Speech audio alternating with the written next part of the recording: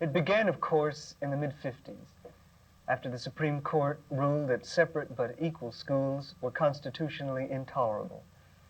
Suits were filed in Dallas, and the local school district did, finally, come up with a plan it called the stair-step plan. Schools would be integrated one grade every year. By 1971, however, there remained 61 schools in the district with no black students. An almost equal number of schools had few, if any, white students. In the summer of 1971, Federal District Judge William Taylor ruled on the present desegregation case, now in appeal before the Fifth Circuit. Earlier that summer, the school district had filed with Judge Taylor its desegregation plan, called Confluence of Cultures. The plan calls for a balanced black-to-white teacher ratio in every school throughout the district, majority-to-minority transfers, compensatory education, school construction and site selection consistent with the goal of integration, a television plan, and a guaranteed grade-level performance in reading for every child in certain target areas. Judge Taylor found the plan acceptable, but two of his own additions raised immediate controversy. The first was a tri-ethnic committee, 5 blacks, 5 browns, and 5 whites. The committee was responsible for overseeing the district's progress in implementing the judge's full order. But some school board trustees, among them James Jennings, believed that there would be trouble from the beginning. I felt, and I think other members of the board at that time felt, that we were going to have many problems here because we foresaw what, I think I termed it one time as being a super school board and a federal superintendent if they were not controlled. Other people in the community who were suspicious of the tri-ethnic committee to begin with picked that up.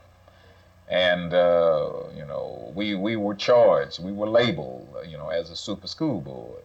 And it did make it very difficult for us to function.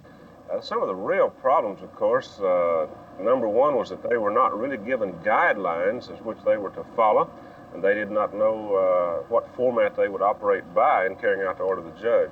We had no authority to change anything. Our only authority was power, if you want to say we had any, was that of just simply reporting to the judge. The committee was formed rather hurriedly without probably the guidelines that it should have. And if I personally had been picking the committee, I probably would have eliminated 4 to 5 individuals off of that committee because with their reputation and activities and involvement in schools, I don't think their intention ever was to peacefully help us to carry out an order. The second of Judge Taylor's additions was busing. Judge Taylor clustered certain schools in groups of 3, so that, for instance, the 10th grade of all the schools would go to one school, the 11th grade to another, and the 12th to a third. The order brought protests from the white community, especially those most affected by the clustering, residents of Oak Cliff, and protests from the black community as well, since they felt that the burden of busing had been placed on their children. However, Judge Taylor stayed that portion of his order until January of 1972, when the provisions of the order lost their effect. So the possibility remains that several thousands of elementary school children could be bused. In light of this, the DISD formulated its television plan, a $7 million mixture of electronics and interracial field trips, a sort of foreign student exchange program on the local level.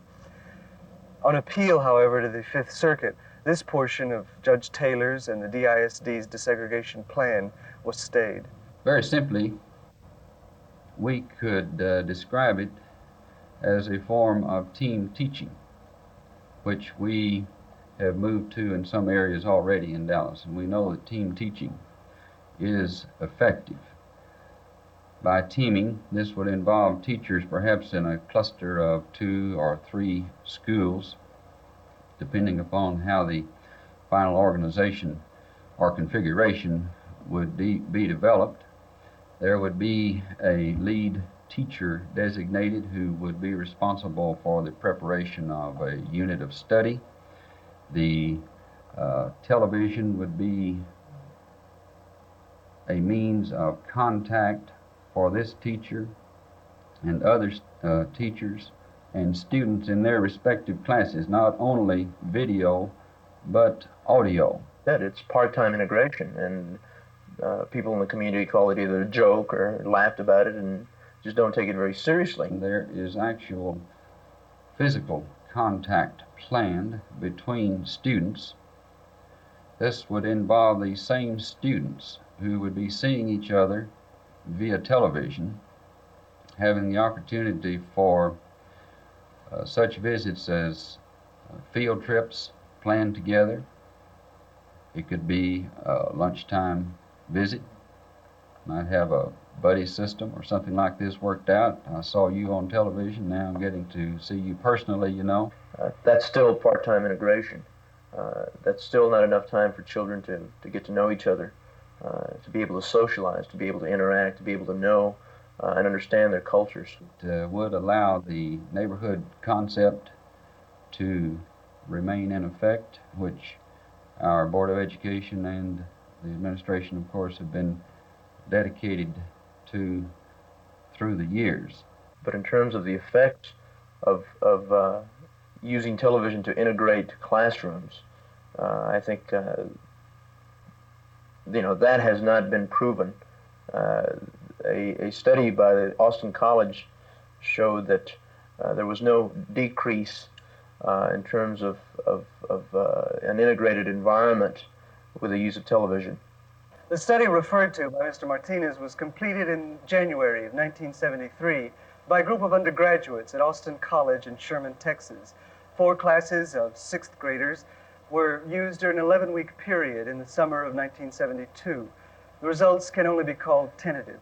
Sherman is, after all, a city without many of the characteristics of a large urban center. Sherman is about 88% white and only about 10% black. But in the absence of other evidence, the study does question the usefulness of two-way television.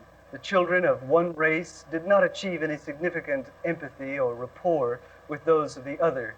In some cases, there was even a hardening of preconceptions and an increase of hostilities.